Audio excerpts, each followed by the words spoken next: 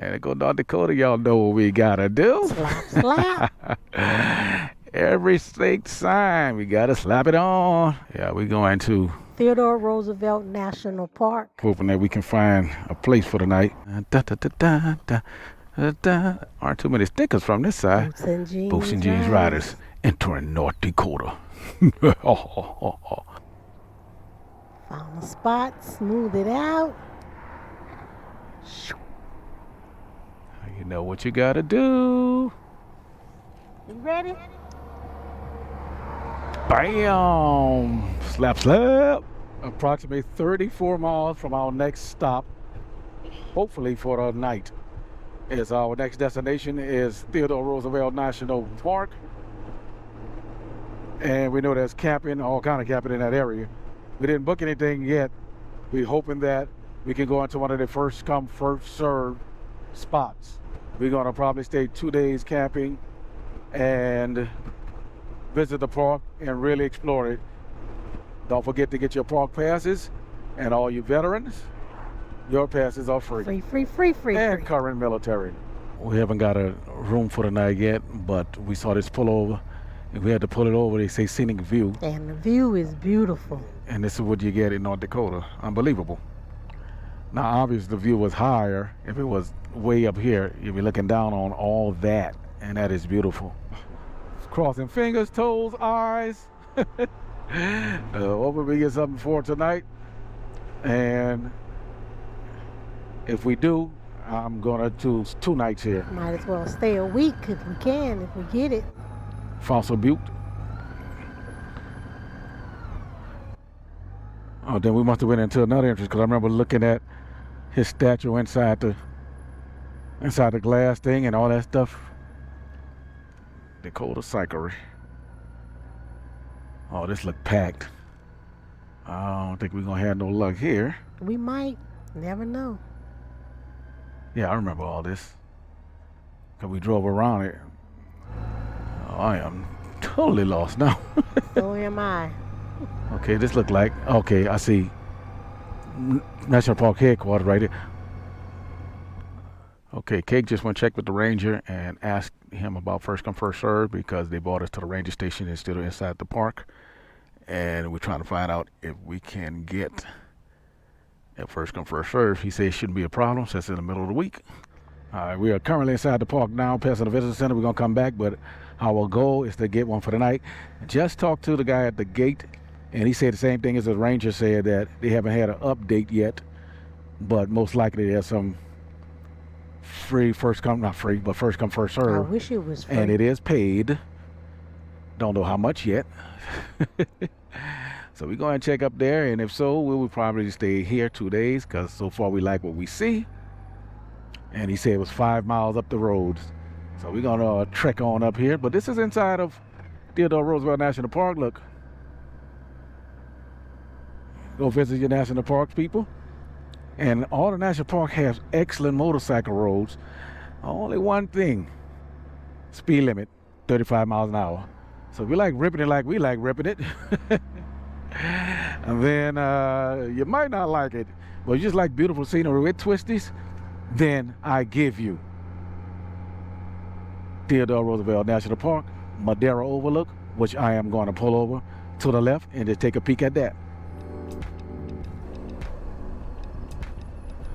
All right, we're at Cottonwood Campground and picnic area, and we'll find out what's available. Hoping something is available. RV portable water field, and look like a campground. Somebody sitting up right there.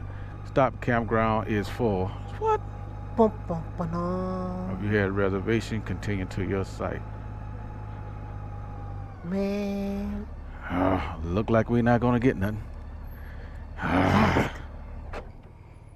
Got a bug on my thing.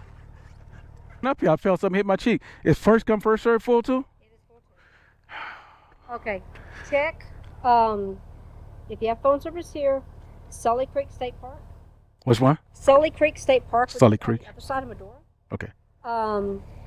Someone told me that they had spaces earlier today. Oh, no luck today. She's telling me something about a state park that we could probably get. Okay, we didn't have any luck at the first campground. We had this second one. There's a fee area. We're going to read it. We hear this is a first come, first serve. So we're going to read and see what's happening at that fee area. Hopefully we get a spot. But you know, this is the life we choose to live. We see, look like plenty open spots. If it's only first come, first serve, then we should be good. This is Buffalo Gap in North Dakota. Camping is allowed in designated spot only. Be aware of rattlesnake. Ooh. Let's see. Like any first come, first serve, we go find our spot first. Put our payment in here. And I don't see where you drop it at. Self-serve feed tube. It's down there somewhere at the bottom. You drop it in. Where? Oh yeah, Down I see there. it. Cake found a slot. Yeah, that's it. So we gotta drive around, everybody, and find out we can get a good spot. And we are set for the next 2 days. Or 3 or 4. $40 is normally more than we would pay, but that's for 2 days. So $20 a night compared to $120 a night in a hotel. We all good. We loving it. Especially since last night was free. We actually stayed in South Dakota last night. Not South Dakota, where was it? Montana last night. I forgot the name of the park. Itch Petch Cup something. Whatever the name of it. Right on the Missouri River. That is the campground host. So when we turn into our left, it's the campground host. That's your right, not your left. You meant military left? Oh, this is my right? No, I was telling the campground host on our left when we turn. Oh, okay. I see what you're saying. So it's on your left. Got it. Okay, number 3 was one of them that they had one of red, the RV camper. Parking only.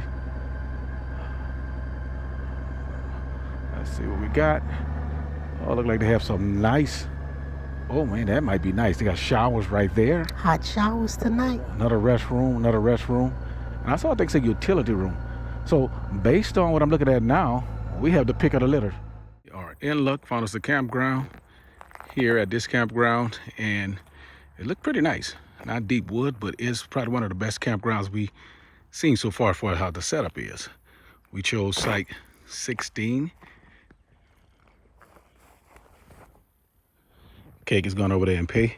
But if you come here, I backed Big Easy and Bubbles up here. You come here, he said, okay, where are you going to put your tent? And obviously you can see it's long enough for our RV to come in. Because we just seen a huge RV right there. And as you come through here, we could do one or two things. Put our tent here, which is we're not going to do.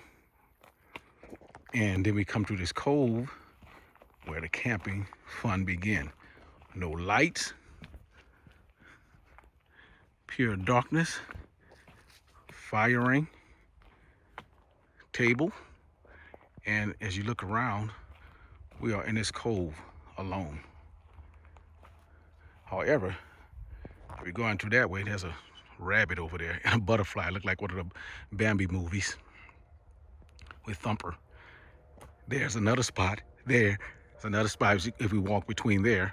And then if I turn our table, going in that direction, there's a spot there. So each spot have its own circle of cove.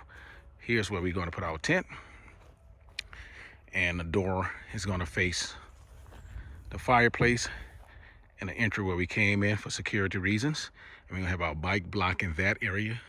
And then we have some other security measurements we put up. But we love it.